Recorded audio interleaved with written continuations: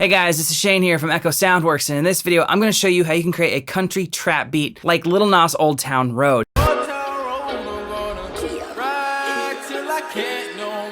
got the horses in the back, horse stock is attached. We're not going to be recreating his beat note for note, sample for sample. We're going to be recreating creating a track from scratch that captures that vibe, that captures that sound, and that sounds like a country trap beat. So let's get started. All right, so the first thing I like to do when I create a type beat is look at the music theory and kind of see what makes that beat have that type of sound, right? So with this, really the drums, the 808, they're pretty typical for trap right now, contemporary trap. The thing that made it unique was obviously the lyrical content, kind of the draw in his voice, and then from a beat perspective, the sample that is the guitar. Now that sample actually comes from a 9 Inch Nails track. Let's take a listen to that real quick.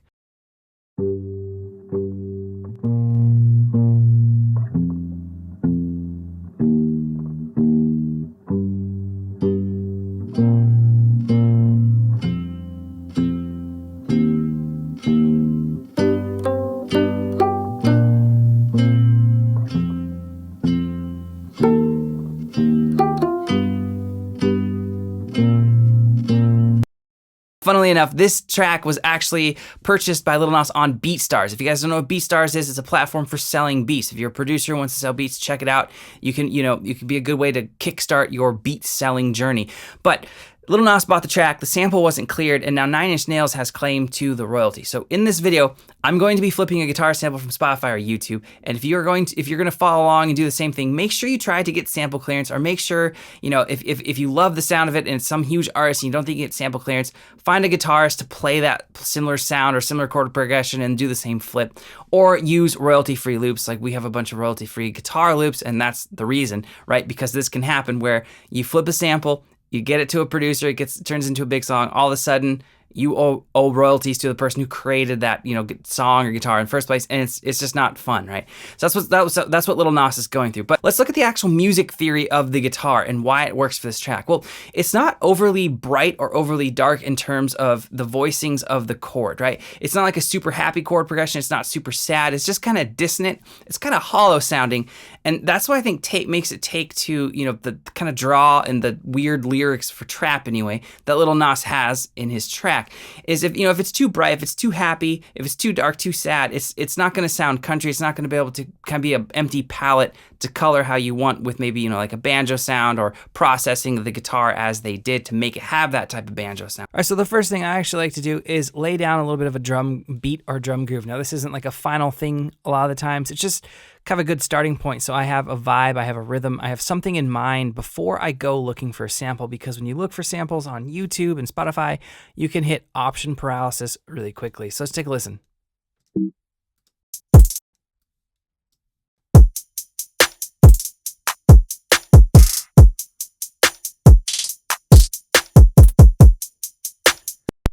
Right, so nothing too crazy with the beat. You guys can see how it's made if you want to recreate it.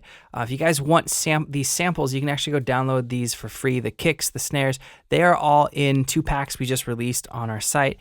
You guys can go find them. They're hip-hop kicks and hip-hop snares. Download them for free.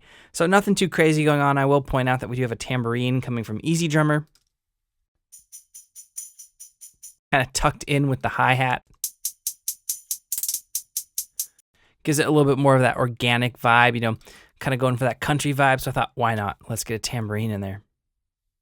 All right, so real quick, I wanted to point out that if you get the wrong vibe or sound from a guitar or from some type of melodic instrument or loop that you're trying to flip, it's going to really change the whole vibe of the track. So for instance, I found this Mark Anthony song that had a cool sounding guitar.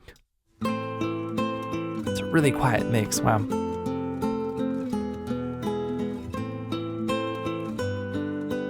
I love this album cover. Just mouth breathing.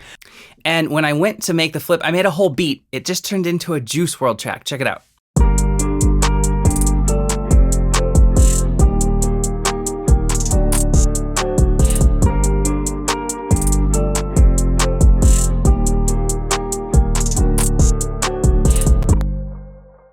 Right, so that's too sad. It wasn't the right character. It wasn't hollow enough. It wasn't a blank enough slate to kind of add that country vibe too. So let's keep looking for another guitar. Down.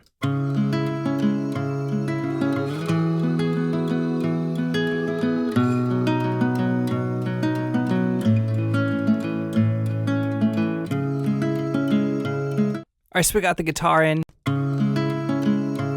Now it's time to chop it up. So I know a lot of hip hop guys will actually load this onto like an MPC or a machine or something like that. I actually just like chopping it up in Logic. I find it'll be a little bit quicker, a little bit more musical for me, because I want to kind of play the same thing. So what I'm going to do is use a flex mode, set the polyphonic, going to zoom in.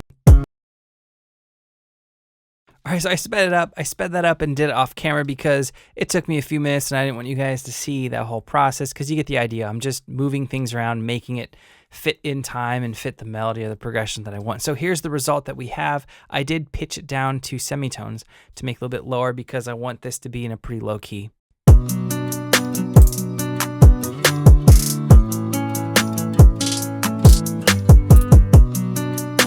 All right, so let's process this guitar really quick. I'm going to take out some of the highs and I'm going to take out the lows.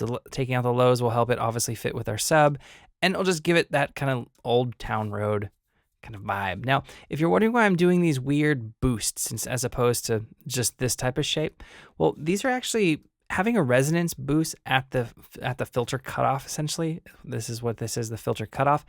It is a little bit more musical and natural to our ears. So I like to do that with guitars and pianos because I think it sounds a little bit more natural in most cases.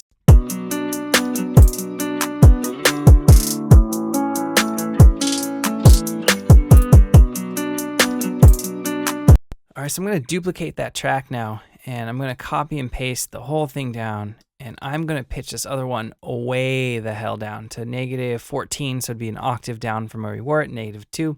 And the reason I'm doing that is because the Lil Nas Old Town Road, it had that, I don't even know if it's a real guitar. It was 9 Inch Nails, Trent Reznor, who knows what they used. I'm sure one of you knows, but I've listened to the track only like once or twice, the 9 Inch Nails version, and it is either a weird guitar or a really processed guitar or not a guitar at all at certain points. So I'm going to bring in this sound because it'll be crazy.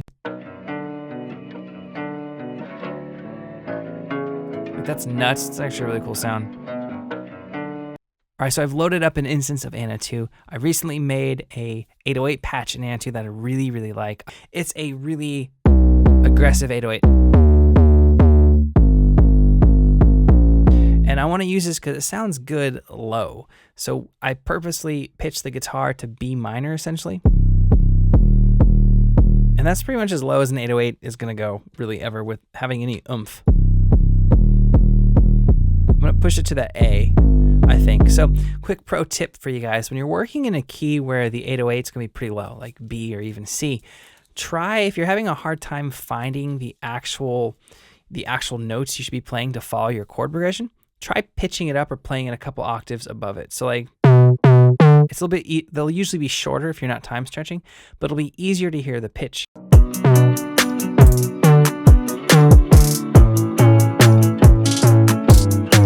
Because you know what notes you're playing. So let me record this in real quick.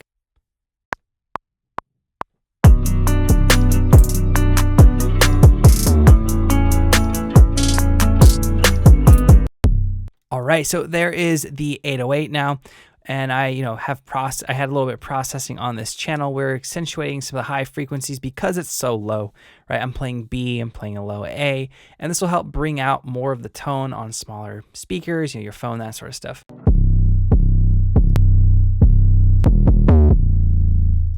And we have a little bit of EQ doing the same thing. I'm boosting a lot on the sides, a little bit in the mid.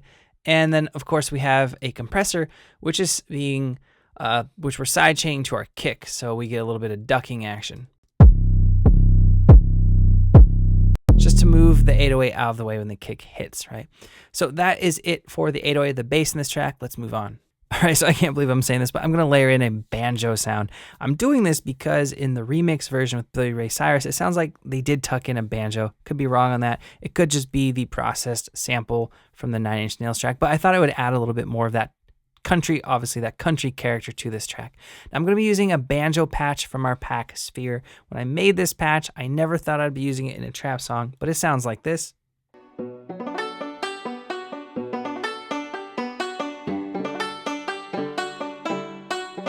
Right, it sounds like a banjo. So let's throw in kind of like a top line meets an arp, kind of something in between.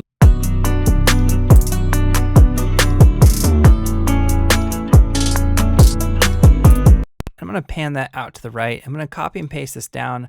I have another SERUM track here. I don't know why this is here. Must have duplicated something. We got a harp.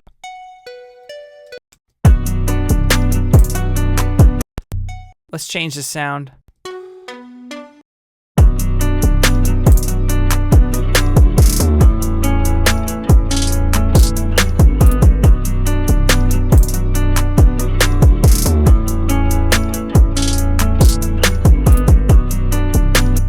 Alright guys, that's going to sum up this video. Like I said before, we just dropped 2 new free sample packs on the site. You can get a bunch of great sounding kick samples for trap and hip hop, as well as snare samples for trap and hip hop. And they're all key labeled, so they're really easy to use and they sound great. So go grab them, don't sleep on that.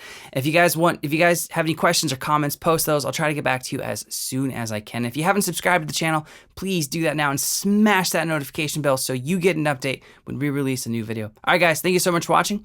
I'll see you next time.